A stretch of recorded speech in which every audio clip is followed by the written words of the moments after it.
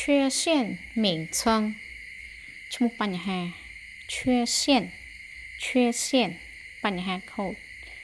关键缺陷បញ្ហាសំខាន់主要缺陷បញ្ហាធំ小缺陷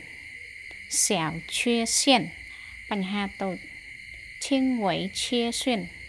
轻微缺陷បញ្ហាស្រាល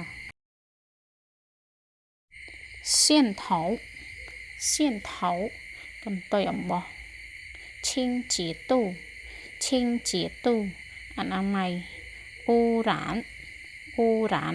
ប្រឡាក់破损ដាច់抽丝រលួសអំបោះ歪斜width打皱ជ្រួញ贴底部皴បិទបាបអត់ស្មើ掉漆